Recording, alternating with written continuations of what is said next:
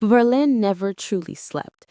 Even on nights soaked with rain, when the streets glistened like sheets of polished steel and the air smelled faintly of rust and cigarette smoke, the city pulsed with an undercurrent of life. Neon signs flickered above closed shops, their colors bleeding across the puddles. Taxis prowled the avenues. Somewhere, deep in the maze of concrete, music throbbed from an underground club. But not here. Here, in the skeletal remains of a forgotten rail depot on the outskirts of the city, silence ruled. The building loomed like a mausoleum, its broken windows staring outward like blind eyes. A single floodlight bathed the platform in harsh white, cutting long shadows across the cracked tiles. A man stood within that pool of light, tall and broad, the brim of his trench coat collar raised against the drizzle. His face was half hidden, but the scar across his cheek caught the glow, a cruel slash carved by war. His eyes, cold and unreadable, carried the patience of someone who had waited too long to return. He was known only by whispers, Phantom. Once, he had been one of the most feared names in Eastern intelligence.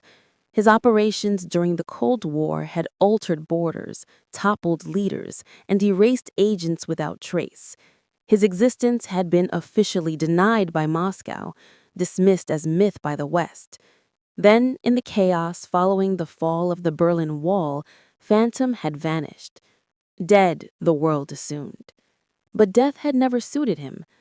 Now, decades later, he had stepped back into the light. In his hands was a weathered leather folder, its edges frayed, its surface scarred by time. Stamped in fading ink across the front were two letters. The man across from her shifted only slightly.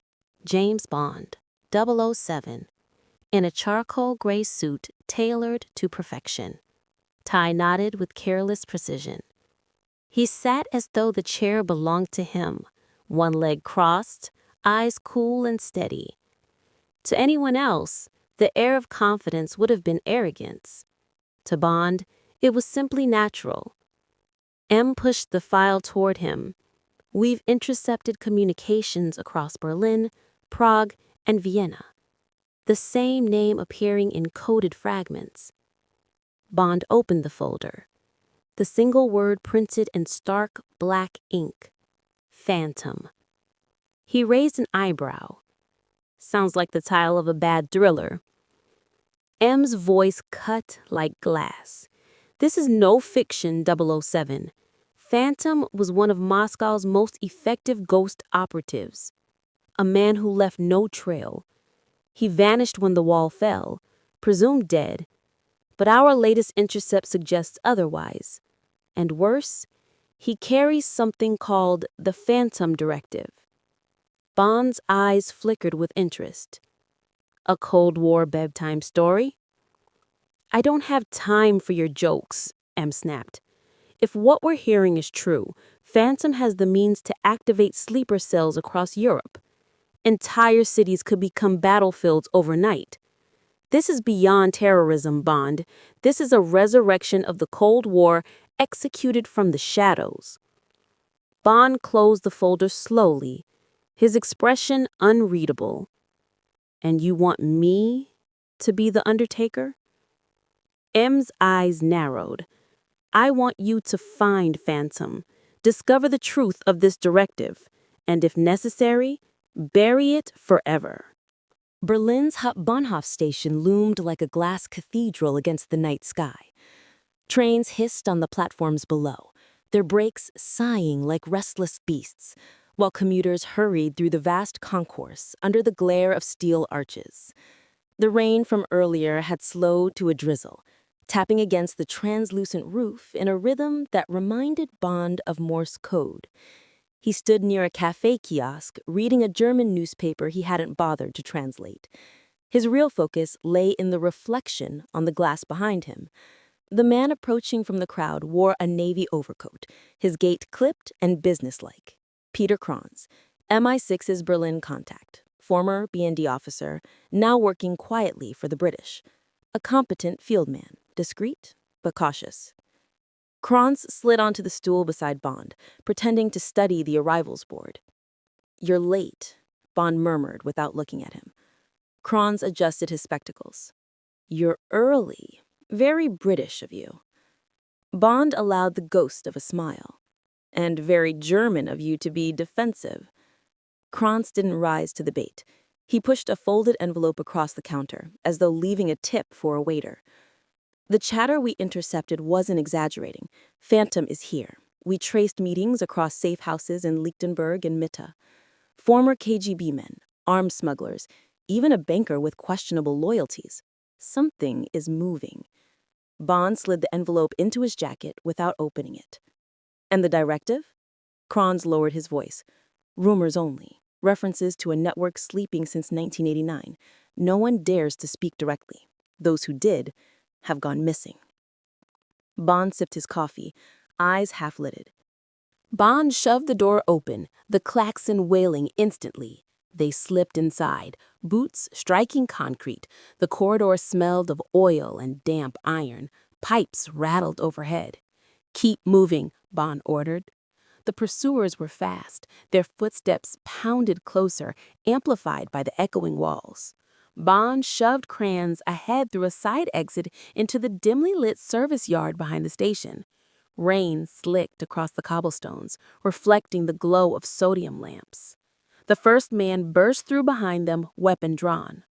Bond moved like liquid steel. In one motion, he twisted, firing a single suppressed shot.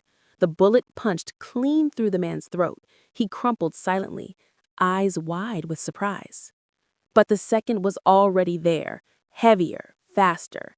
He charged, tackling Kranz to the ground. The German cried out as the assailant's knife slashed down. Bond lunged, kicking the attacker square in the ribs. The knife clattered away. They grappled viciously, fists cracking against bone, boots sliding in the rain. The man was trained, brutal, efficient, but Bond was sharper. A headbutt sent the man staggering, blood spraying from his nose. Bond caught the knife from the ground and drove it into his man's chest. He collapsed against the wet stone, gasping once before silence claimed him. Bond hauled Kranz to his feet. "You're lucky they wanted you alive. Next time, I won't be so generous." Kranz clutched his arm, trembling. "This isn't just Phantom. These men, they were ex-Spetsnaz." Bond scanned the bodies with cold precision. Their weapons were untraceable, serial numbers filed off, but the discipline was unmistakable. M's office, with its heavy oak paneling and Union Jack discreetly draped in one corner, carried the gravitas of a battlefield command tent. Gareth Mallory, M., stood by the window, his posture taut, his expression harder than usual.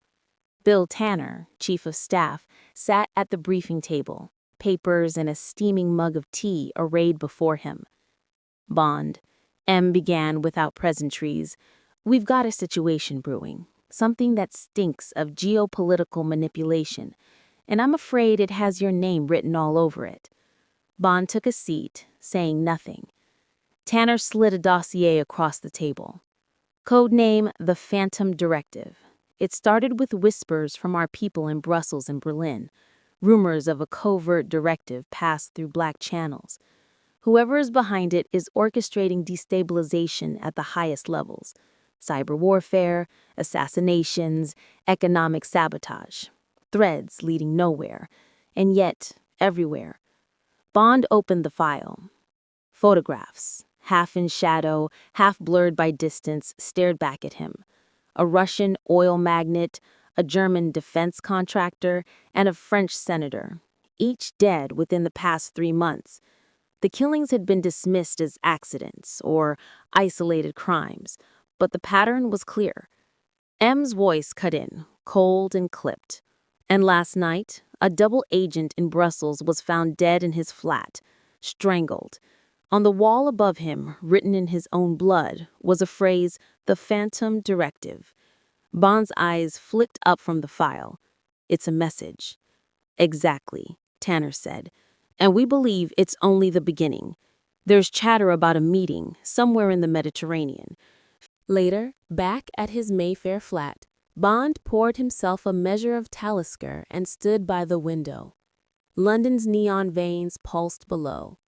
His mind traced the pattern of the photographs, the whispered code name, the blood-written message, the Phantom Directive. Whoever had coined the phrase had a taste for theater that made them dangerous.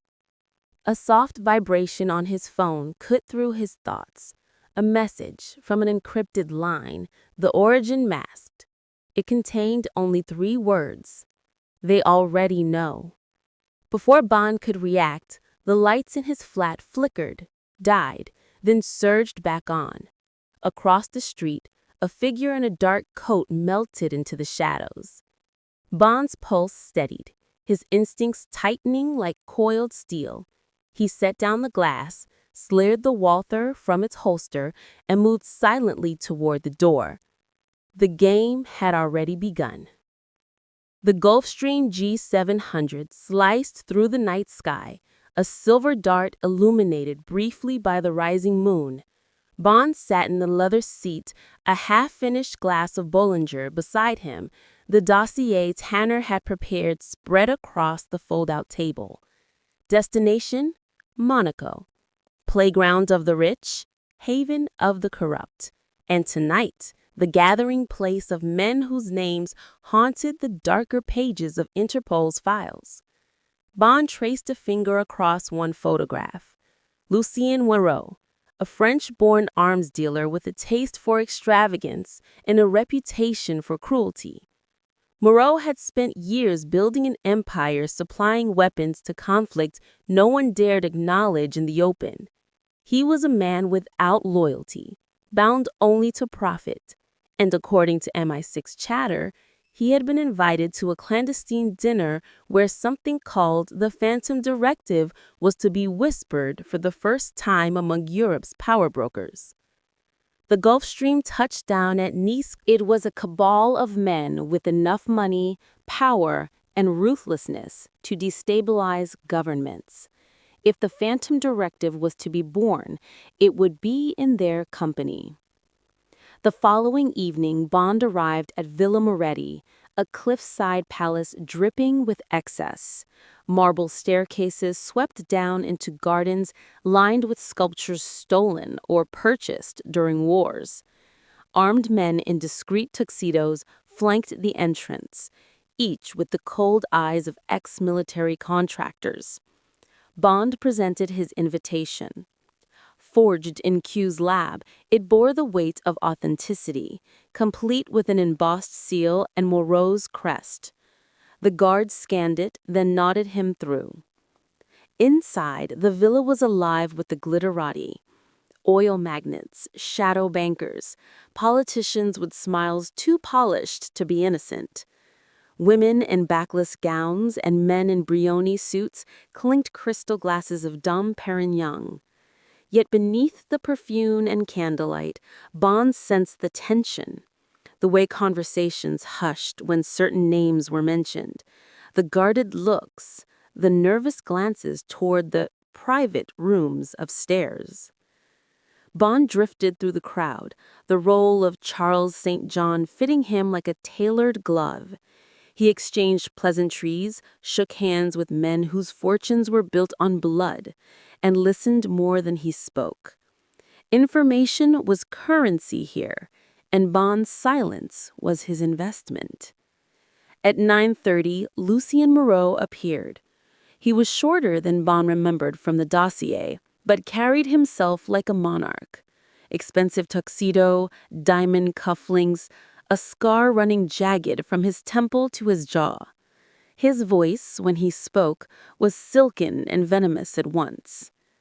"Ladies and gentlemen," Moreau announced, raising a glass of champagne. "Tonight we discuss not profit, but legacy. The world is shifting. Borders are illusions." Bond played his part, contributing just enough to blend, careful never to overstep. But his thoughts remained on the woman. She moved with elegance, slipping between groups, her laughter like music, but her eyes never fully leaving him. At dessert, she appeared at his side. "Charles St. John, is it?" Her voice was low, accented, each syllable precise. Bond smiled. "That's what the passport says." She tilted her head. "Passports are paper. Eyes tell the truth. And your eyes—" She let the thought hang, dangerous and deliberate. Bond met her gaze evenly. "And what do mine tell you?" "That you don't belong here. Not with these jackals." Her lips curved into a smile that didn't reach her eyes. "Be careful, Monsieur St. John. The Phantom Directive has no mercy for those who stumble into its shadows." Before Bond could reply, she slipped away into the crowd, vanishing like smoke. As midnight approached, Moreau clapped his hands, summoning silence. "Gentlemen, the future begins tonight. Those who stand with the directive will profit beyond imagination. Those who oppose us will not live long enough to regret it." Bond raised his glass with the others, but inside his mind the mission had sharpened to a razor's edge. He now had confirmation. The Phantom Directive was not rumor, it was real, and its architects were ruthless enough to burn the world to remake it. But one question lingered like a shadow in his thoughts. Who was the woman who saw through his mask? And which side was she on? The night air in Monaco was warm. Almost before Bond could press further, a shadow moved at the edge of the terrace. Two men in tailored suits, eyes hard, shoulders heavy with hidden pistols, approached with the false casualness of bodyguards on assignment. The woman's gaze flicked toward them, then back at Bond. Her voice was almost playful. "It seems your cover isn't as flawless as you thought." The first man spoke in French. "Monsieur St. John, Monsieur Narot requests a private word. Now." Bond stubbed the cigarette against the stone railing, his expression mild. "Of course." The guards flanked him, leading him through the grand hall into a dim corridor lined with portraits of long-dead nobility. At the end, a heavy oak door opened into a study that reeked of cigars and ambition. Lucien Moreau sat behind a carved desk, a glass of Armagnac in his hand, his scarred face illuminated by a single lamp. "Monsieur St. John," he said softly, almost politely, "our gathering tonight is exclusive. You are new to our circle, and yet I cannot find your name in any of the usual registries." Bond offered a faint smile. "Discretion is the first rule of my trade. I represent investors who prefer to remain in the shadows." Moreau swirled his drink, studying him like a specimen. "Investors, perhaps, or something else. You see, in my world, shadows are not a refuge, they are a hunting ground." He leaned forward, his voice dropping to a predator's purr. "Tell me, monsieur, who sent you?" Bond met his gaze without flinching. "You wouldn't know the name if you even told you." A dangerous silence settled over the room. The guards shifted, hands inching toward their jackets. Then Bond raised an eyebrow. "And which side are you on, Celine?" "This side that survives," she replied coolly. Then, lowering her voice, she added, "There are layers to the directive you cannot yet imagine. Tonight was just theater. The real decisions happen in places you'll never see, unless you're already dead." Before Bond could press further, movement flickered at the edge of the hedge. 3 men emerged, moving fast, their intent clear in the way their hands rested on suppressed pistols. Celine's eyes widened. "They followed you." Bond's Wolfer was in his hand in an instant. "Stay behind me." The first gunman raised his weapon. Bond dropped to one knee, firing twice. The man crumpled, blood soaking into the gravel. The second lunged from the side. Bond pivoted, catching him with a shot to the chest. The third was on him before he could fire again, the pistol knocking from Bond's grip. They grappled in brutal silence, fists and elbows cracking in the moonlit garden. The man was strong, ex-military, but Bond was faster. He drove a knee into the attacker's ribs, followed by a headbutt that sent him sprawling. Bond retrieved the Walther and finished it with a clean shot. The garden was suddenly still, save for the trickle of the fountain. Celine stared at him, her mask of control cracked for the first time. "You kill like a man who has done it many times before." Bond's voice was steady. "And you run like a woman who's seen it too often." Sirens wailed faintly in the distance, local security alerted by the gunfire. Celine stepped closer, her tone urgent. "You can't stay here. Moreau will use this to bury you. If you want answers about the Phantom Directive, meet me tomorrow." Bond's instincts tightened. This meeting was already compromised. Inside, the lighthouse smelled of damp and rust. Moonlight spilled through rubbed-in windows, painting pale streaks across the stone floor. The spiral staircase groaned under his weight as he ascended. Each step echoed too loudly in the silence. At the top, the lantern chamber stretched out like a skeletal ribcage, its glass shattered, its great lamp long dead. And there, leaning against the railing, was Celine. She looked as though she had been waiting for hours, her black coat whipping in the sea wind, her expression unreadable. "You came," she said softly, her voice nearly lost to the surf below. Bond's eyes flicked around the chamber. "I almost didn't. Someone tried to make sure of it." Celine's gaze sharpened. "You saw him?" "Dead on the steps. Professional work." Her jaw tightened. "Then we don't have much time." She turned, staring out at the moonlit sea. "The directive isn't just the cabal of businessmen or politicians. It's bigger. A structure hidden inside structures, like Russian dolls. Moreau is only a recruiter. The real architects, the ones who wrote the directive, they operate in silence, pulling strings you cannot see." Bond stepped closer, his tone cold. "And yet you can see them, which makes you what? An insider? A traitor? Or just another liar?" Her lips curved into a humorless smile. "Maybe all three.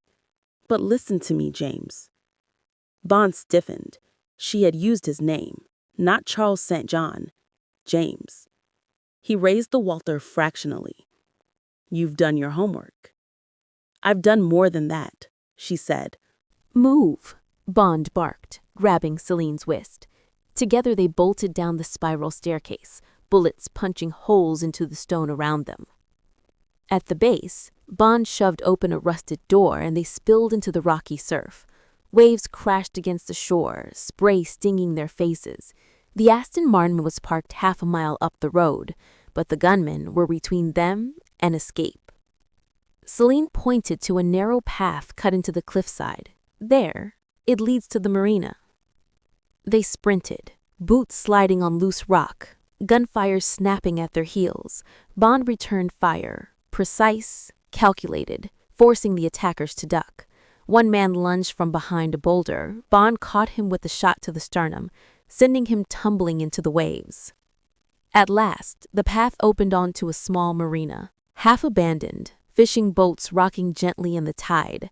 Bond vaulted onto the nearest vessel, pulling Celine aboard. "Can you drive this thing?" she asked, breathless. Bond gunned the ignition, the motor roaring to life. "He can make it sing." The boat surged forward, slicing through black water as muzzle flashes erupted from the dock. Bullets ricocheted off the hull, splinters flying. Bond twisted the wheel, swerving hard, the wake exploding behind them. Celine crouched low, returning fire with calm precision. 2 attackers fell into the sea. The rest were swallowed by the dark as the distance widened.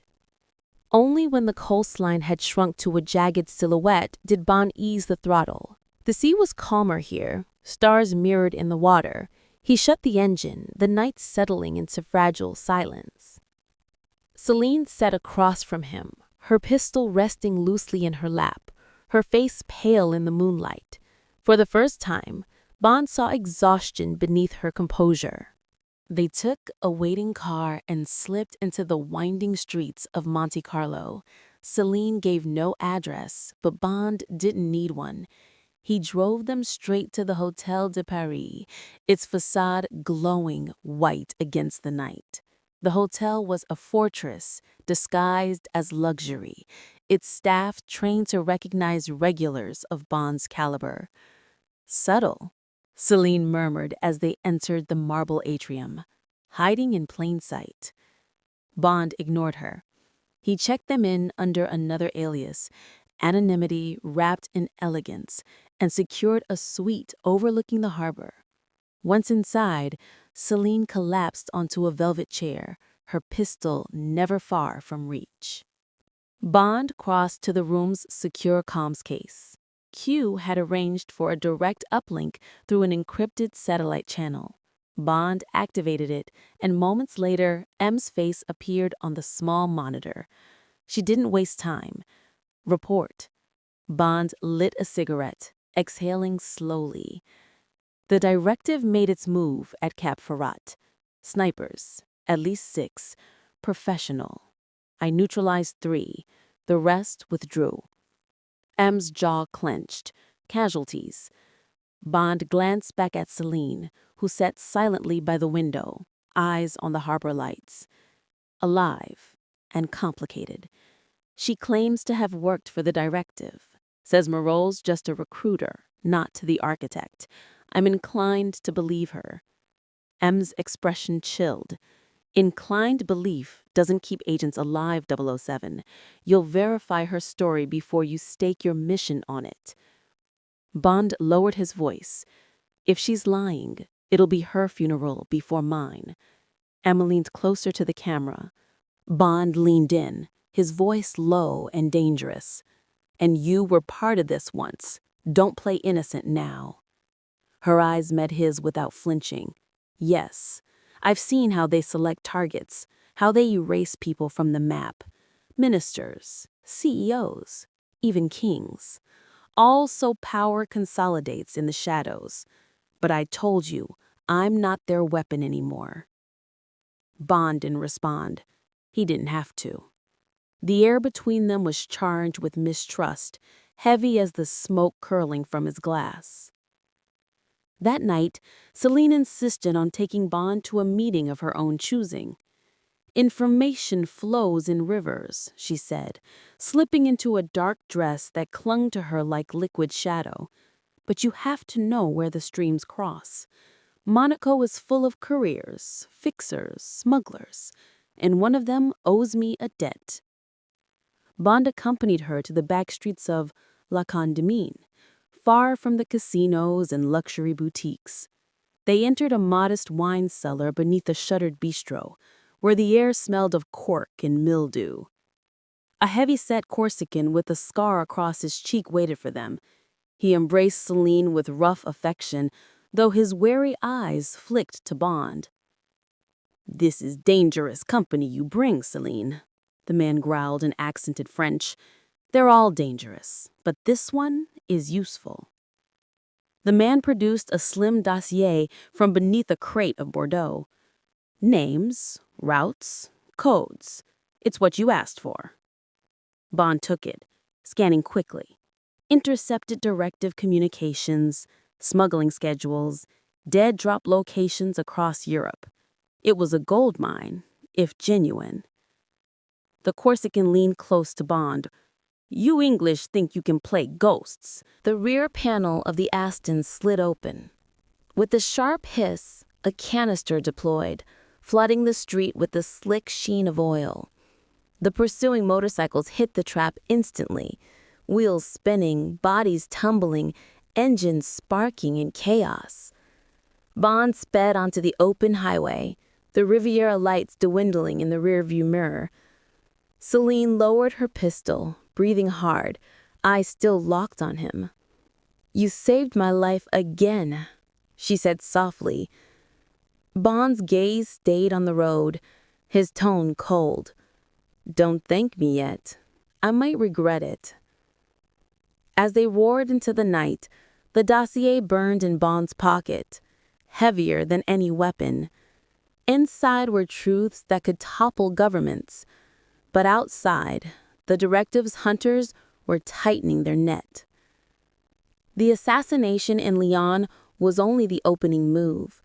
The real strike was still to come. And Bond knew, with a chill he couldn't shake, that when it came, the world wouldn't be ready. The morning sun cast its first pale light across the Mediterranean as Bond emerged from his suite at the Hotel Hermitage.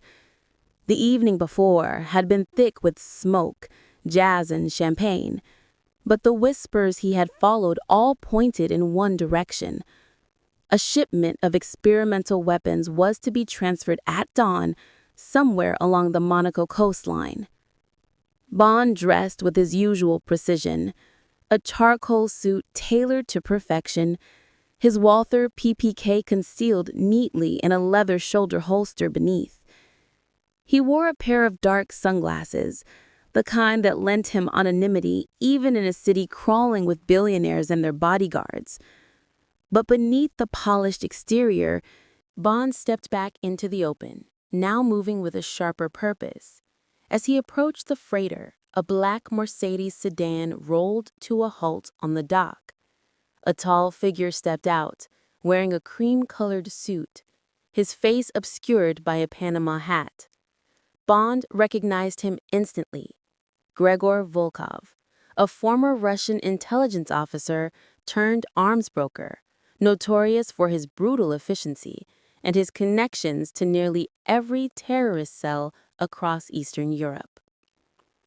Volkov lit a cigarette, surveyed the dock, and barked orders to the guards. Crates were being offloaded, each stamped with markings Bond recognized from Q's file. Experimental drone prototypes, silent, undetectable, and capable of precision strikes from miles away. Bond slid his sunglasses off, slipped them into his pocket, and waited for the moment. But then it happened. Out of the corner of his eye, Bond caught a flash of movement. A figure in a dark dress leaned against the railing of a nearby yacht, watching. Ilara Voss, the enigmatic woman from the casino. Her gaze met his steady, unblinking, as if daring him to make a move. The opportunity came when one of the crates slipped from a forklift, crashing onto the dock. Guards rushed to secure it, creating a brief moment of chaos. Bond moved. In the fluid motion, he drew his PPK, darted behind a stack of barrels, and fired. 2 quick shots. The forklift operator slumped. The guards fell scrambling. Bond vaulted onto the freighter's gangplank, his footsteps silent despite the rapid pounding of his pulse. Inside the freighter, it smelled of rust and oil. He slipped through narrow corridors, following the sounds of footsteps and shouted Russian. Bond slid into the driver's seat, the engine roaring to life. He pressed his foot to the accelerator, leaving the freighter and its chaos behind. The game was changing, and James Bond was already in play. The return to London was swift, though for Bond, the hours aboard the RAF Gulfstream felt drawn out. He sat in the leather seat, his expression unreadable as the clouds tore past at 30,000 feet. In front of him, a dossier lay open, photographs of Volkov, grainy satellite images of the freighter, and one recent surveillance still of Ilara Voss slipping into the back of a black limousine in Monaco. Bond tapped the image with a fingertip. Her eyes, sharp even in monochrome, seemed to pierce back at him.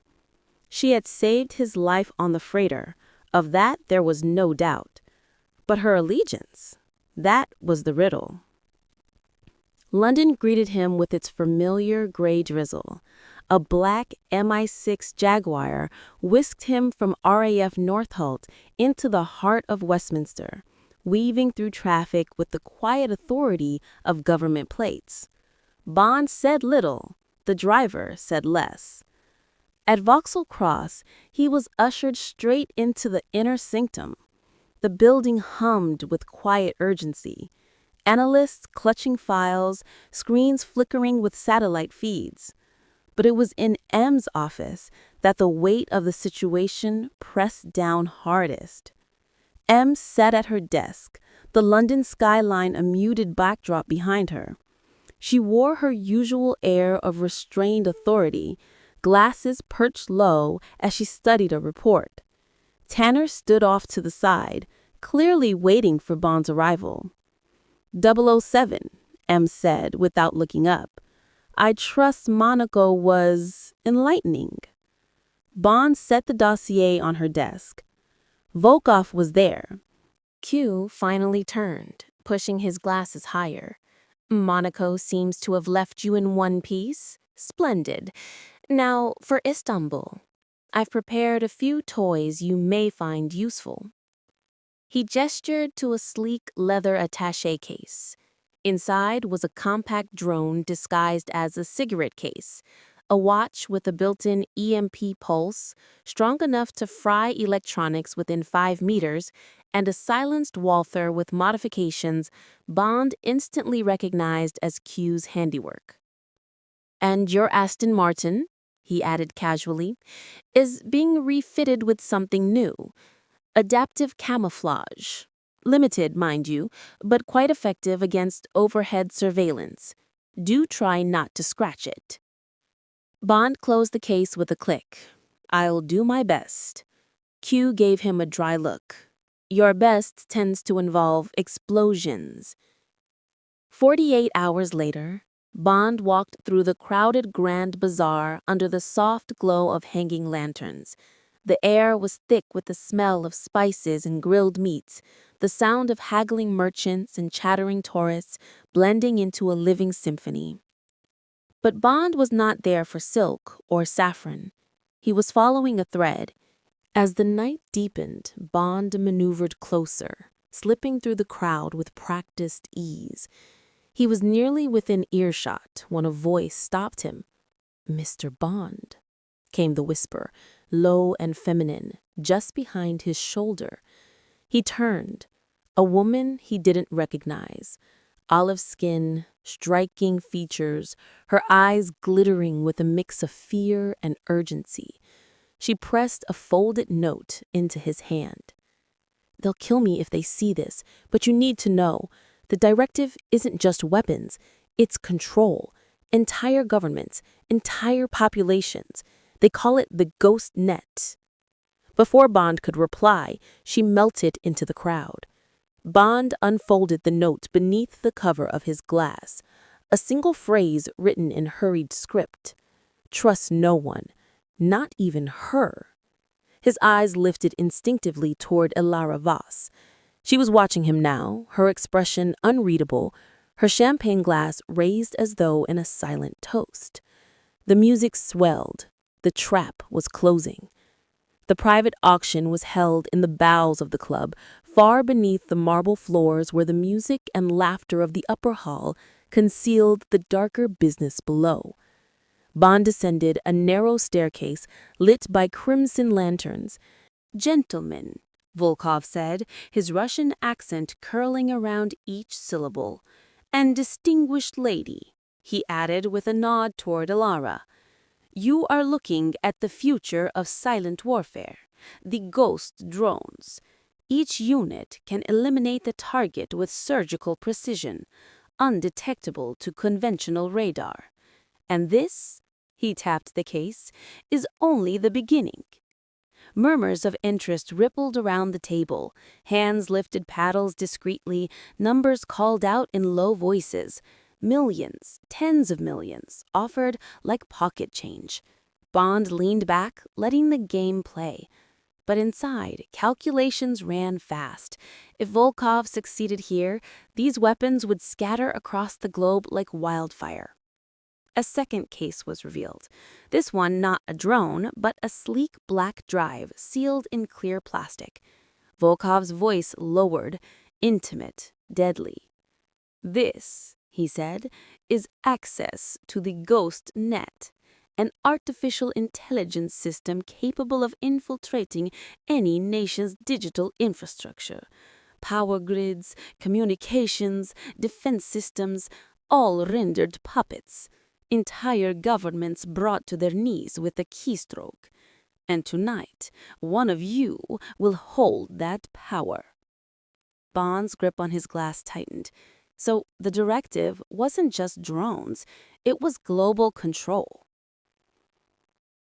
A hand brushed his wrist under the table. Bond shoved Ilara against the wall, shielding her as debris rained down. He pulled his Walther free and charged back toward the chaos. Through the haze, he saw Volkov rising, blood streaking his forehead, rage burning in his eyes. Their gazes locked across the carnage. Volkov snarled and drew a heavy pistol. Bond fired first, 2 shots ringing sharp in the madness. One grazed Volkov's shoulder, spinning him sideways. The other shattered a guard's weapon mid-aim. Volkov ducked behind a toppled case, barking orders in Russian. "Bond!" Ilara shouted, hurling him a compact submachine gun scavenged from the floor. He caught it, turned, and unleashed a controlled burst that sent 2 guards sprawling. But Volkov was already moving, retreating through a rear exit with the black drive clutched to his chest. Bond cursed under his breath. The ghost net had slipped his grasp. He bolted after Volkov, Ilara at his side, weaving through fire and smoke. They burst into a service corridor just as Volkov leapt into a waiting SUV. Tires screeched, the vehicle fishtailing as it roared toward the streets. Bond followed, headlights blazing, weaving between startled pedestrians and fruit carts that exploded in a shower of oranges and crates. Gunfire spat from the rear window, bullets sparking against Bond's windshield. He flicked a switch on the console and the Aston's reinforced panel slid into place. Then, with another press, he unleashed a burst of counterfire from the concealed front grille. The SUV swerved wildly, nearly toppling into a row of parked scooters. But Volkov recovered, accelerating toward the Galata Bridge. Ilara clutched the dash. If he reaches the shipyards, we lose him. A knock at the door broke his thoughts. Bond reached for his Walther P99, easing the safety off as he approached silently. The knock came again, soft, deliberate. Bond cracked the door open with the pistol raised. It was Q. "Easy, 007. Q said with an awkward smile, slipping inside. He carried a slim leather case in one hand. "You nearly ventilated your own quartermaster." Bond lowered the weapon. "You should know better than to knock like a ghost in the night." He muttered. "What have you got for me?" Q set the case on the table and opened it. Inside were sleek tools, gadgets disguised as everyday items. He pulled out what looked like a simple wristwatch. Standard Omega case, but with a few extras. EMP pulse strong enough to short-circuit a car within 10 meters. And this. He handed Bond a fountain pen. Looks expensive, it is, but it also conceals a ceramic blade capable of cutting through most restraints. Bond smirked faintly. "You're spoiling me, Q." Q hesitated, then lowered his voice. "There's something else. M thinks there's a mole, someone high up, feeding the Phantom Directive information." Bond's eyes narrowed. "Inside MI6? "Yes, which means you need to watch your back, even when it comes to allies." Before Bond could answer, the hotel lights flickered. A heartbeat later, the power cut out completely, plunging the room into darkness. Bond's instincts flared. He pressed Q to the floor and drew his pistol. Through the balcony doors, the shimmer of movement. A silhouette, then another. The glass exploded inward. Masked figures stormed in, dressed in black tactical gear. Suppressed gunfire cracked in the dark. The streets of Istanbul throbbed with midnight life below, but high above the chaos, James Bond was sprinting across the rooftops, his breath steady, his stride measured. Behind him, gunfire snapped the silence, bullets chewing at the tiles. He vaulted a chimney, rolled over the ledge of an old Ottoman building, and came up running. The Phantom's assassins were relentless, black-clad wraiths darting from shadow to shadow. But one had broken away from the rest, a specialist. Bond felt him closing the gap, his footfalls too deliberate, too precise. This wasn't a common gunman. This was a hunter. Bond spun suddenly, drawing the Walther, but before he could fire, a blur of motion, a throwing blade whistled past, slicing Bond's sleeve, burying itself in the wall behind him. The assassin landed in front of him, crouched like a predator. His mask was bone white, features hidden, but his stance told the story. Balanced, deadly, trained in martial arts of the highest order. The rooftops around them were deserted. It would be a duel. Bond holstered the pistol. He knew. Sometimes a fight had to be won with the body, not the bullet. The assassin lunged first, snapping into a spinning back kick aimed at Bond's ribs. Bond pivoted sideways, his arms sweeping down to parry, and countered with a sharp knife hand strike toward the throat. The assassin slipped back, fast, circling like a panther. Bond tested him with a jab-cross combination, boxing style. The assassin trapped Bond's wrist mid-punch, twisting it with a Krav Maga joint lock. Bond shifted style, fluid, adaptive. He used Sistema's body flow, absorbing strikes by rolling with them, deflecting power instead of meeting it head-on. Then, with sudden violence, he snapped back into boxing range, a savage hook to the ribs, a crushing uppercut. The assassin stumbled, teeth bloodied behind the mask. Snarling, the assassin tried to grapple, locking Bond's arm and dragging him into a chokehold. Bond felt the pressure tighten, the world narrowing. His vision darkened, but he planted his feet, shifted his hips, and executed a judo hip throw. The assassin flew over his shoulder and smashed onto the rooftop tiles with bone-jarring force. Bond didn't hesitate. He stamped down with brutal precision, kicking the knife away, then dropped into a choke of his own, a rear naked choke, his forearm crushing the assassin's throat. The man thrashed violently, clawing at Bond's grip. Bond whispered coldly in his ear, "Tell Phantom, I'm coming." With one final twist, the assassin went limp. Bond released him, chest heaving. He stood over the fallen body, blood on his knuckles, sweat on his brow, the night air thick with gunpowder and smoke. The rooftop stretched before him, endless. Somewhere out there, Phantom was waiting, and Bond was ready. The Phantom's trail had led across continents, codes cracked, moles unmasked, safe houses burned to the ground. Now it ended here. On the Turkish-Syrian border, beneath a jagged mountain ridge, a fortress carved into the stone stood like a scar. Floodlights swept the valley, drones patrolled the skies, heat signatures bled across Bond's night vision scope, an army waiting. The base wasn't just a hideout, it was a war factory. Bond adjusted the earpiece. "James Bond," Phantom said, voice smooth, cultured.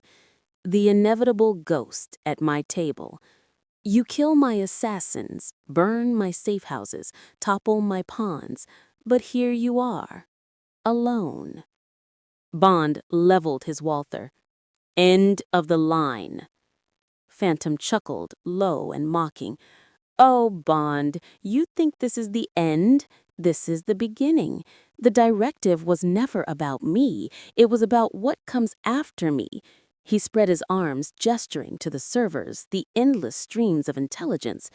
An empire of shadows, an algorithm of power. You can kill me, but you cannot stop this. Bond's finger tightened on the trigger, but before he could fire, darkness. The lights snapped off, the servers shut down, emergency red strobes flared, bathing the room in crimson, and from the shadows, Phantom moved, fast, fluid. The sword hissed free. Bond fired. Phantom twisted aside, the blade flashing, slicing the Walther from Bond's hand. It clattered across the floor. Now it was man against man. Phantom struck first, blade arcing down. Bond sidestepped, seized the swordsman's wrist, and twisted, Jujutsu disarm attempt. Phantom flowed with the motion, spinning into a back kick that slammed into Bond's ribs. Bond grunted, staggered, but retaliated with a boxing cross, snapping Phantom's head back. The mask cracked, a thin line splitting down one cheek. Phantom's eyes gleamed behind it, dark and unflinching. You think your training makes you superior, but I was trained in every art that kills, Sistema, Salat, Kalarapayatu. Finally, Bond ducked low, surged forward, and drove his shoulder into Phantom's chest. Both men slammed into the server racks, glass shattering, circuits sparking. Phantom trapped Bond's arm, twisting into a standing arm lock. Bond felt tendons strain, pain white-hot, but he rolled with it, shifting his hips, countering with a judo hip throw.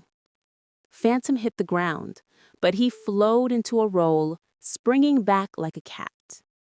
He attacked with a storm of kicks, Silat roundhouse, Muay Thai knee, Savat heel tick. Bond absorbed what he could, redirected what he couldn't, his body a blur of counters. He slammed an elbow strike into Phantom's ribs, followed by a headbutt that cracked the mask wider. Phantom staggered, then tore the broken mask away, revealing a face carved from stone. Pale skin, black eyes burning with fanatical calm. Now you see the ghost, he hissed. They collided again, bare hands now. Bond snared Phantom in a rear chokehold. Phantom stamped his heel into Bond's shin, broke free, spun, and caught Bond with a savage knife-hand strike to the throats. Bond coughed, vision swimming, but he countered, slamming a knee into Phantom's gut, then twisting into a wrist lock that sent the sword clattering across the floor. Now it was equal, man to man. Both circled, battered, bloodied, breath ragged. Phantom roared and charged. Bond let him come, waited for the exact moment, then sidestepped, his hands snaring Phantom's arm. In a fluid motion, he executed a Krav Maga. At his feet lay the wreckage of what had once been Marcus Kane, the brilliant, deranged mastermind behind the Phoenix Directive. His empire of death, his satellites, his arsenal, his private army were reduced to ash in silence. Kane had fought to the last breath, his martial skill and cunning nearly matching Bond's. Nearly. But the final blow had been decisive. A broken wrist, a shattered jaw, and the crushing impact of Bond's heel at the temple had ended the fight forever. For a long while, Bond stood motionless, staring down at the fallen man. In another life, Kane could have been a statesman, a visionary even. Instead, greed, obsession, and madness had shaped him into a monster, and Bond had been the scalpel to excise him from the world. Behind him, a soft voice broke the silence. "You did it." Bond turned slightly. Isabella Rossi, the Italian intelligence officer who had fought alongside him, stepped into the courtyard. Her dark hair was tangled, her once elegant evening dress torn at the hem, but her poise remained intact. Her pistol hung loosely at her side, her eyes fixed on Kane's lifeless body. He did it to himself. Bond gave him a weary glance. Two, actually. One just happened to be human. Tanner's face tightened as he looked past Bond to Kane's broken form. London will be pleased. You've saved millions tonight. Bond said nothing. He lit a cigarette instead, the flame briefly illuminating his face. The smoke curled into the air, mingling with the fading embers of Kane's villa. Later, aboard the RAF transport back to England, Bond finally allowed his eyes to close. For the first time in days, sleep claimed him, deep and merciful. The war was over. For now. At MI6 headquarters, M sat at her desk, the London skyline glittering beyond the glass. A report lay before her, stamped with clearance codes that only a handful of people on Earth would ever see. She read the final line aloud, her voice calm, even proud. The Phoenix Directive has been neutralized. Primary architect, terminated. Operative 007. Status, active. Closing the file,